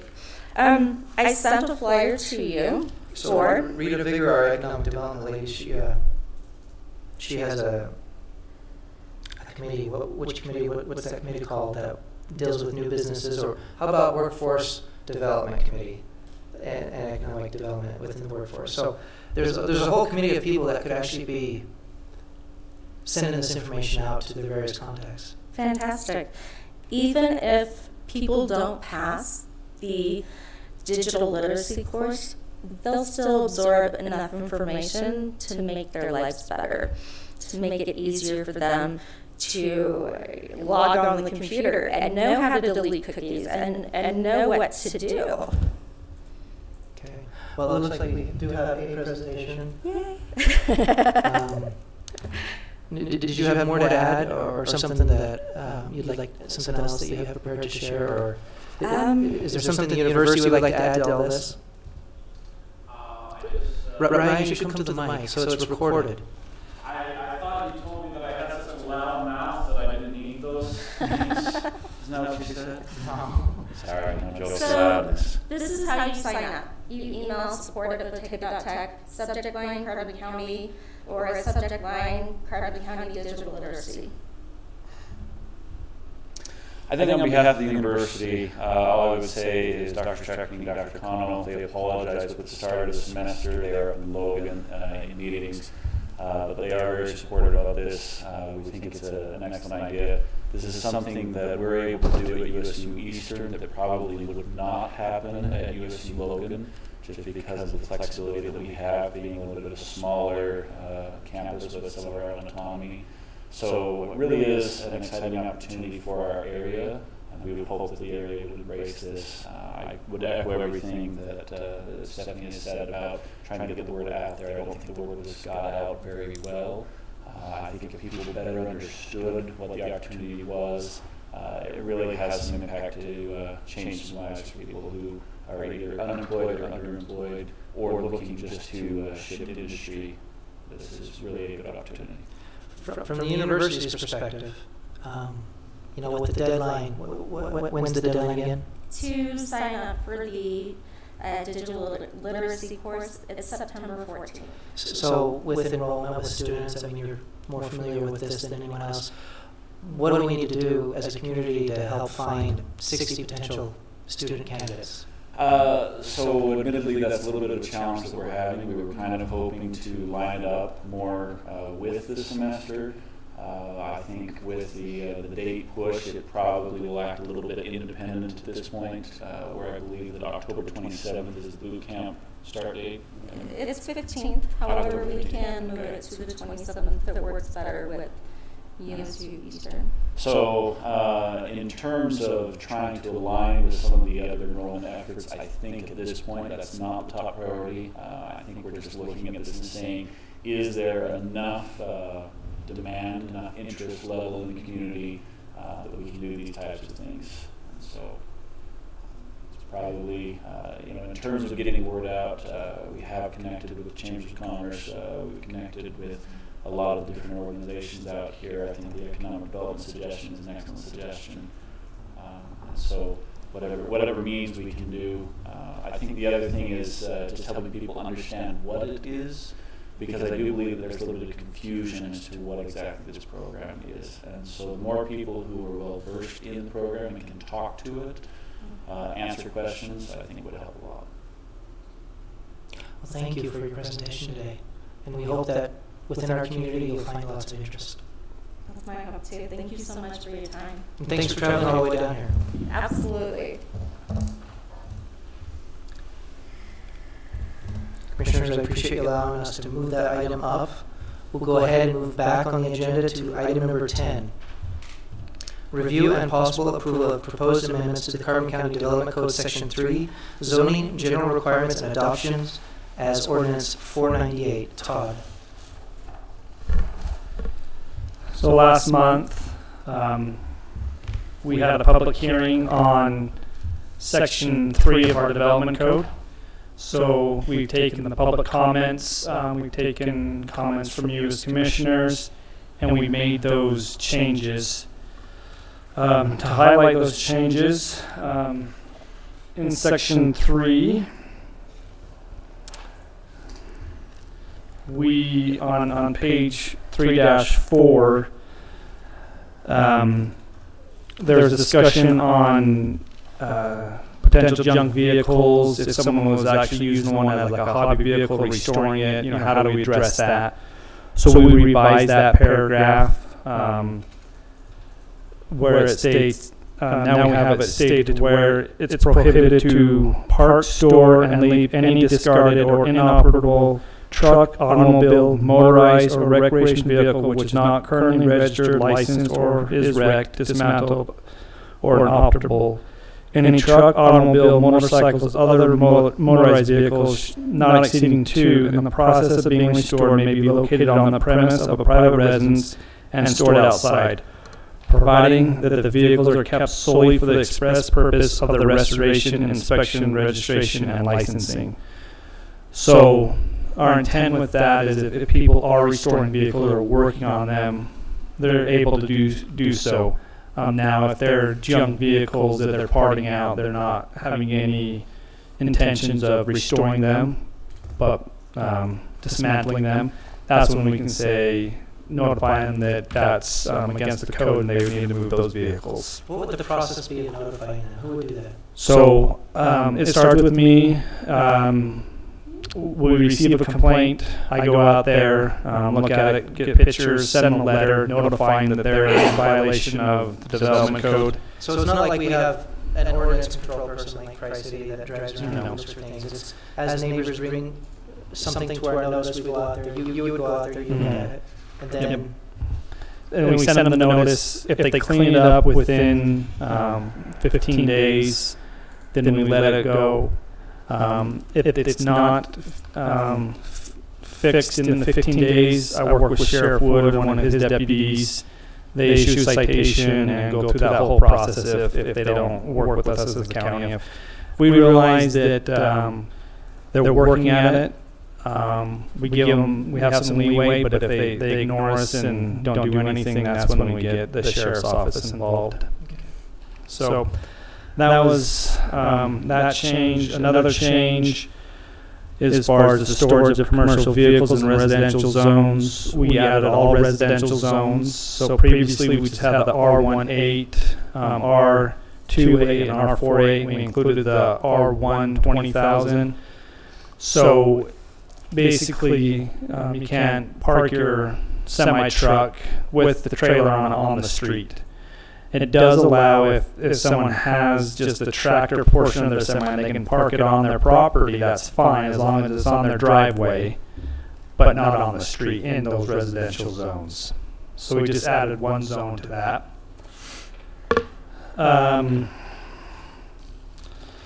The last change has to do with the off-street parking for short-term rentals, Airbnbs, things of those nature. We have it to where I added in there that says the off-street parking shall be provided on the same lot as the dwelling which is licensed as a short-term vacation rental. Parking shall be provided at one vehicle per bedroom. Tandem spaces on a driveway may be used. All guest parking should be contained on the site. The number of vehicles allowed to the occupants of a vacation rental home shall be restricted to the number of the off-street parking spaces provided by the owner, and no off-street parking spaces may be located in the front of the living area of the dwelling unless there is a circular driveway. So, in essence, if you have a 4-bedroom Airbnb, you have to have 4 parking spots that have to be located on the premise. If they're in the front of not on the street, not on the street. If they're in the front of the structure, they need to be on a driveway or a circular driveway. You can't park them essentially on the lawn. That's where we have the parking space may be. No off-street parking space may be located in the front of the living area unless it's a circular driveway, so we don't get them stacked up on lawns. So we added that to the short-term rentals. Maybe you could explain what a tandem space is. Tandem space, they're just going to be able to back or park front to back in the driveway.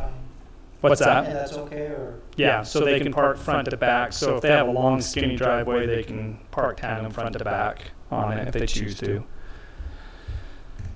For Section 3, that's the changes that we had from you as commissioners and from the public from our meeting last month. I don't know if Christian had anything. That covers it.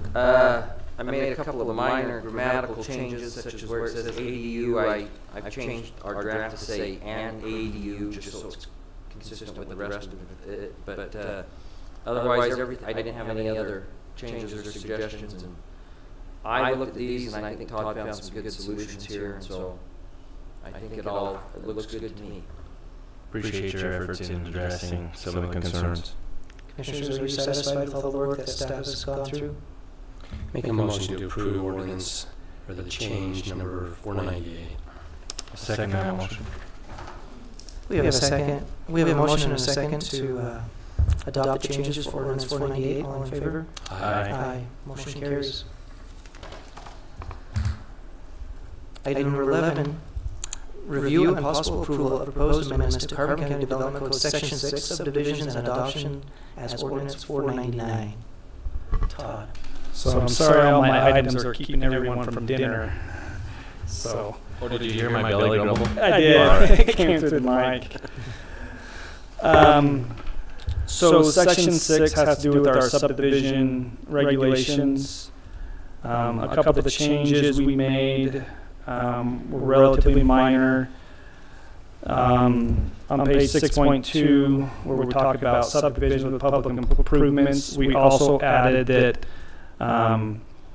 the procedure for approval for a subdivision with public improvements installed by the developer or phase development or exceeding 9 lots. So if you're doing a large subdivision, there's a more rigorous process that's involved versus the smaller 1, 2, 3, 4, 5 lot subdivisions. So I think essentially there's going to be a process now where there's two processes. If you're making public improvements, if you're doing a phase development where you got more than 9 lots, that's all going to be one process. Everything else, if you're not making public improvements, it's not phase development. If it's fewer than 9 lots, that's going to be the other simplified process. And basically, the main difference is that there's going to be a public hearing. There may be others. I'll let Todd explain. But for the bigger ones, a public hearing, as you can see on page 6-3, is going to be required. So if it's a phase subdivision, there's going to be public developments. If it's more than 9 lots, upon receipt of the concept plan, the Planning Commission shall set a time and place for a public hearing. Todd came up with a really good thought here that it's smart to have the public hearing at the concept plan level prior to requiring the developer to get all these studies performed, prior to requiring him to do a lot of expense in the event that the public hearing reveals information that would show that the plan shouldn't go forward. Typically, I mean, I think most of those things the public will know. Should a subdivision go in here or not? Are there reasons for not making a subdivision come in? The concept plan is going to contain the framework of the subdivision, what kind of subdivision it's going to be, what's going to happen. So I think it makes a lot of sense to require the public hearing to take place after we've got the concept plan, rather than after the developer's already spent money to finalize his engineering for the whole thing.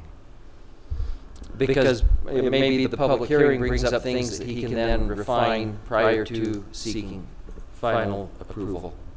So sorry, Todd, I just wanted to point that out. I think that's a real good thing. So within the more intensive process with the phase development or larger number of lots, there's bonding, development agreements, things that are required for bigger, more lots than the smaller lots, so, and public hearings. The other change, we combined, we had a process 1 to 3 lots, 3 to 9 that were the same process, but we just spelled it out in 2 areas. We combined it, so there's one area that's 1 to 9 lots that's the same as before, rather than being redundant. I changed, previously I forgot, we've removed the site plan review committee. So now everything's with Planning Commission. I deleted site plan, but I failed to include Planning Commission, who's going to review all subdivisions now. And then I believe the last one has to do with street lights. More or less, if street lights are installed by the developer, they have to ensure that the lighting, the street lights will not impose on neighboring structures. So we don't want someone to have street lights shining in people's bedrooms. They have to shield them and keep the light from trespassing and causing nuisance on other properties. So those are the other the changes we made to section 6, and that's Christian has other questions. I point out one under section 6.4.2 where it says what actions the Planning Commission can take on a subdivision application. Subsection C right now says table the application. In fact, under state law, you can only table the application on a land use, table a land use application if the applicant requests that you do so. So this afternoon, Todd and I added a clarification to say, table the application at the request of the applicant. So it's a minor change, but just make it clear that Planning Commission has to give him a vote unless he agrees to table it and make the improvements that have been discussed, or make changes that may have been discussed in the meeting. That's all I had in addition. Appreciate all those comments and clarifications from staff. Commissioners, entertain a motion. I again appreciate your work on this. I'll make a motion to approve ordinance 499. I'll second that. We have a motion and a second. All in favor? Aye. Aye. Motion carries. Thank you again for all the additional work with the public and meeting with each of us individually to work through some of those issues for both of those ordinances. Item number 12, consideration and possible approval of a contract amount with Nielsen Construction for road improvements in Hill subdivision and discussion of project timeline and future actions on project. Commissioner Hopes, I know that you and Christian spent quite a bit of time on this last week. Commissioners, I requested that this remain on the agenda.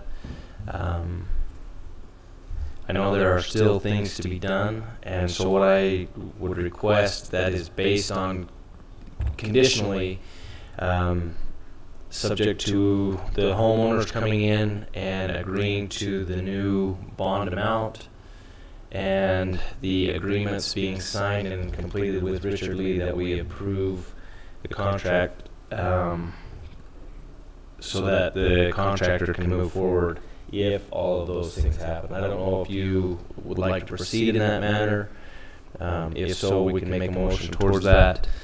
If there are any questions. So just to clarify, you would present a motion that the county basically allow the process to move forward so that the residents who live up in the area and the conditions basically dictate the final decision.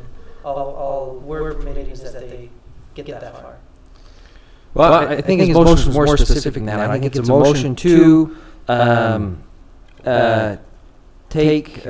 contract with Nielsen Construction at the price that they quoted and lock in that contract and that contract price, subject to the homeowners all signing off on the new notice of intent and the other contractual arrangements that need to be finalized with Richard Lee.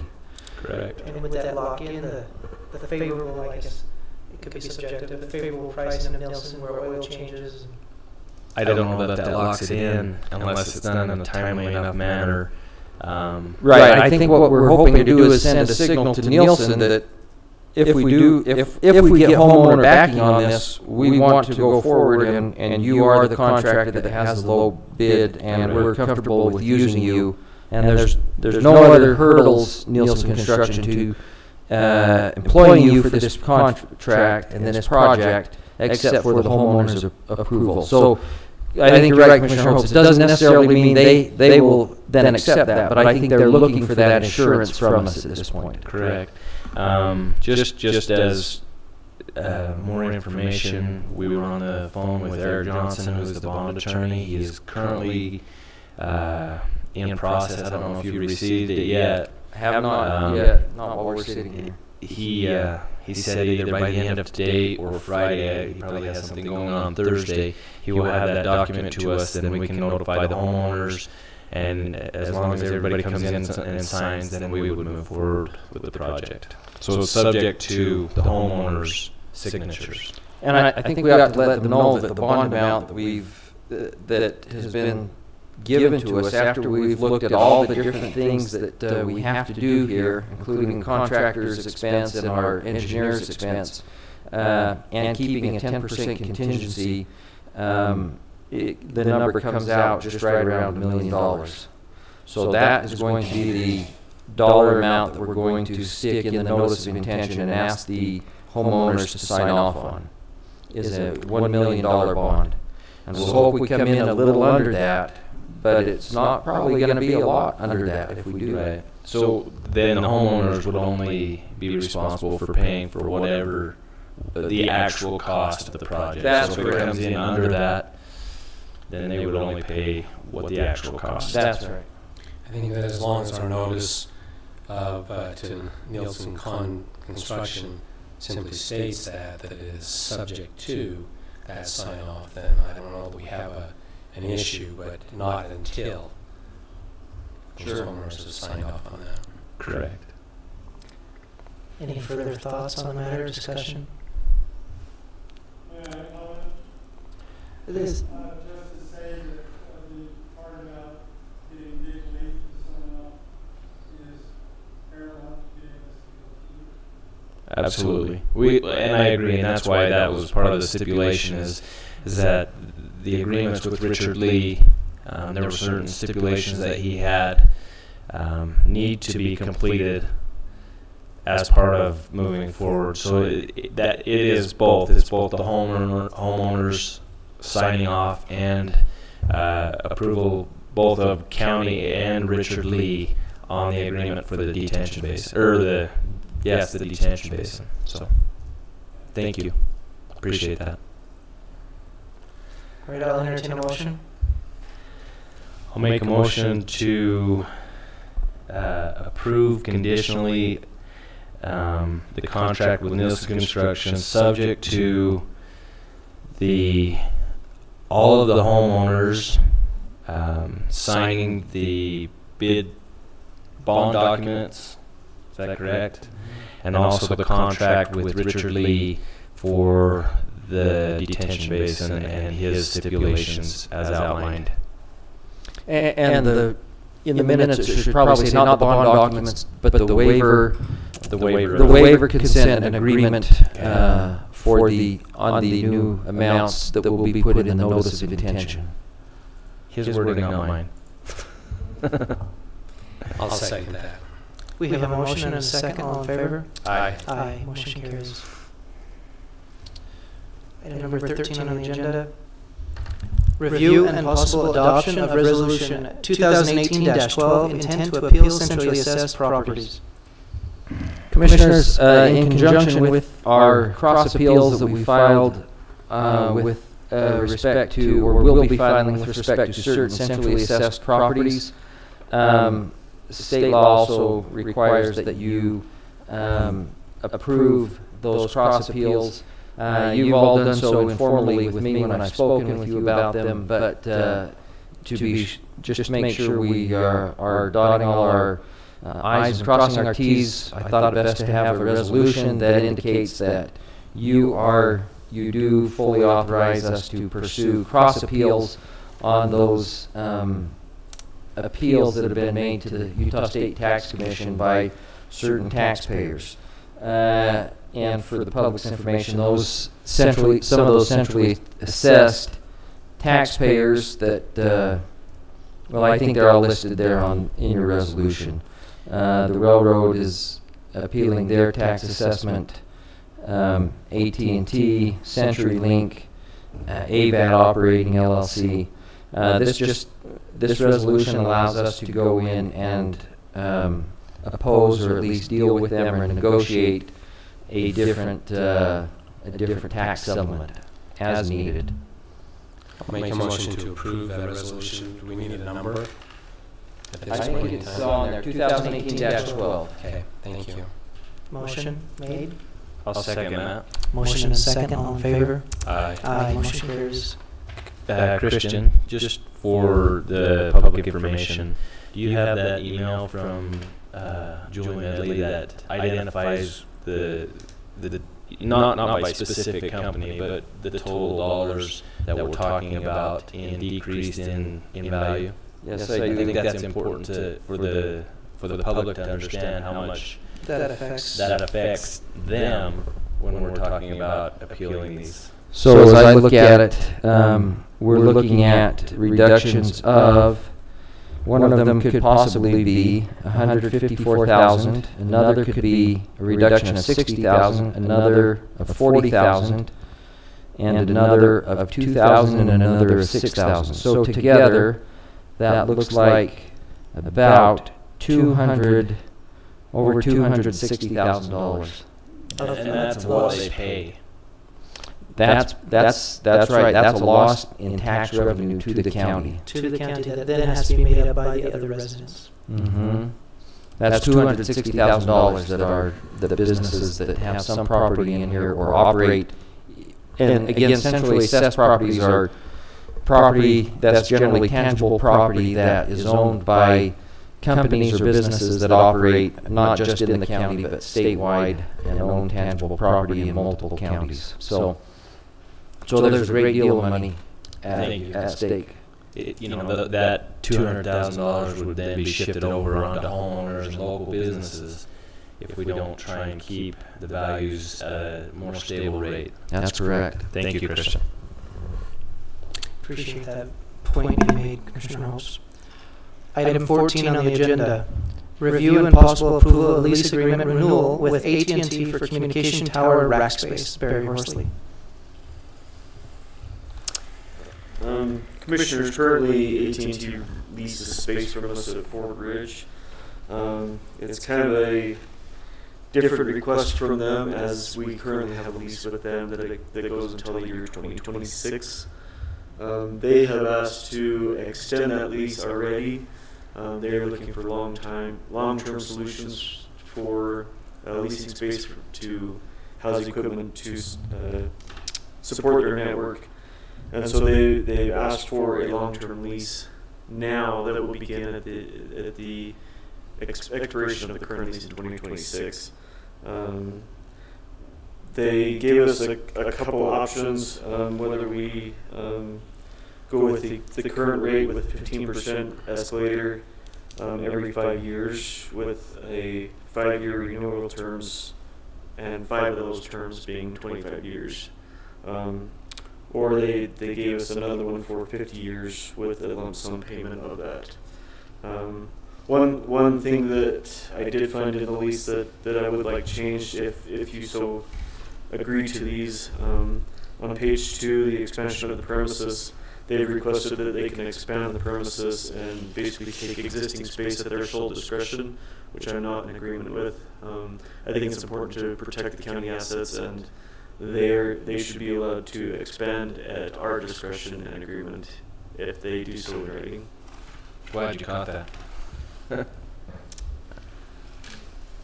So actually, Barry, there's 2 options, but as I look at it, option 2 has 2 sub-options, really, right? Correct. So the second option is a 50-year agreement, but within that 50-year agreement, there's 2 payment options that they supply for it. So you take a one-time lump sum payment of $90,000, or you could get a 2 equal installment payments of $60,000 each. So one you get the 90 up front, the other you get $120,000, but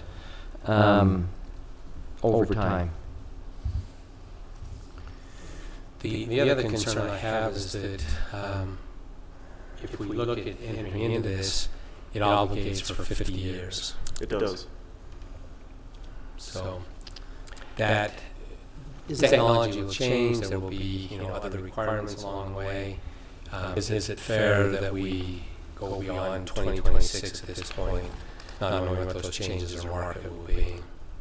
I mean, I want to be a good neighbor. Yes, we would like the service and so forth, but that's a long time. It really is. And if I discussed with the company MD7 that's negotiating this contract on their behalf, that's what they're shooting for is the long-term agreement. So they're trying to decide where they put in assets for their network to supply that. So yes, I do understand your concerns. I can't say that I have a preference one way or the other. That's why I bring it to the commission. So having said that, though, the concern then becomes is, will they extend or expand their network with a longer lease? And it doesn't state that in the contract. I'm unable to answer that. So if we can have all our druthers, I mean, could we put in a stipulation, since it's for a red line review, that we have first right of refusal during the 50 years to continue in increments of every 5 years, or something of that nature, where we also maintain the option to opt out every 5 years. Yeah, Do you think they'd pay? You're saying so have them make a lump sum payment, but retain an option to exit? Maintain some type of option to exit in case industry and technology changes to the point where they're not needing towers in the next 50 years. I have a hard time thinking they'd accept that. Just because if you take the lump sum payment, I think they're going to say we want to be locked in for sure for those 50 years.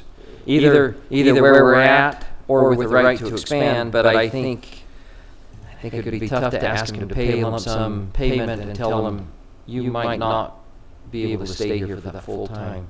Yeah, my personal opinion would be if you desire to extend the contract past 2026, would be to go in the 5-year increments so that you have the chance to review that. I guess in running the numbers in my eyes, there's more money to be obtained between now and 2026 by leaving the current lease in place. Yes, and so that's what this agreement does say is, at the first red bullet point that you see, rent would remain the same until December 2026, and on this date, it would begin a 15% escalator every 5 years. Right. And at $12,000 a year times the number of years. Correct. So you're saying long-term that would provide long-term that provides more money more either of the lump sum settlements. And it provides a more stable system for the county, Right. rather than just a lump sum one-time fix. Which is better for us budget-wise. Commissioners, any other comments or suggestions? I think my motion would be not to enter into that contract at all, but to continue on with the current contract that expires in 2026, and with that 15% increase. So in other words, to take their first option, basically. Yeah. Or you are willing to modify it subject to their initial proposal, right? So as I'm looking here on page 1, where it says rent will remain fixed until December 11, 2026 on this date, and every 5 years thereafter 15% escalator will take effect. You're amenable to that one. Yes, and that's the one that makes up your motion. That's correct. Could I request that we also make the change of any expansion Yes. in writing? Thank you, and I will add that to That my is- motion. that has to be authorized by the county. I'll second that. Motion second, all in favor? Aye. Aye, motion carries. Thank you. Thank you, Barry. Review and possible approval of Airport Road gravel free use permit with Bureau of Land Management. Commissioners, we currently have this lease. We're up for renewal every 5 years. This is we're coming up on that 5 years in December, and we would like to go back in at another point and add additional. This talks about 50,000 cubic yards of material. We would like to go in and amend that at a later date. Currently, we're pushing up on using all of that 50,000 cubic yards, but we want to keep the pit active, and so I would recommend that we renew the contract for the free use pit. Do we need to renew it with a higher cubic yard amount? Currently, at this time, it's more important just to renew it, and then we'll go in and negotiate the additional cubic yards. I'll second the motion. We have motion second, all in favor? Aye. Aye, motion carries. Further discussion? Seeing none. Item number 18 on the agenda, last item left remaining. Consideration and possible adoption of Resolution 2018-05 ratifying the appointment of board members to various boards and commissions for 2018. This is something that we just typically have to do throughout the year, just ratify those who are currently there in their positions. Christian, did you have anything further to add? No, this is a statutory requirement that we pass a resolution each year that says who's on our boards and what their time periods are and the dates of appointment. And probably a good thing, it will help us keep track of things. So credit to Rita for reminding us that we have to do this each year. Wonderful. Christian, I also, in my corrected copy, shows it as resolution number 2018-06, not 5. I'd like to make sure we have the right numbering on it. 06. 06 is the right number, okay. Okay. So I'd make a motion to accept the resolution 2018-06. I'll second that. Motion and a second, all in favor? Aye. Motion carries. I'll entertain a motion to adjourn. Motion to adjourn. We are adjourned, thank you.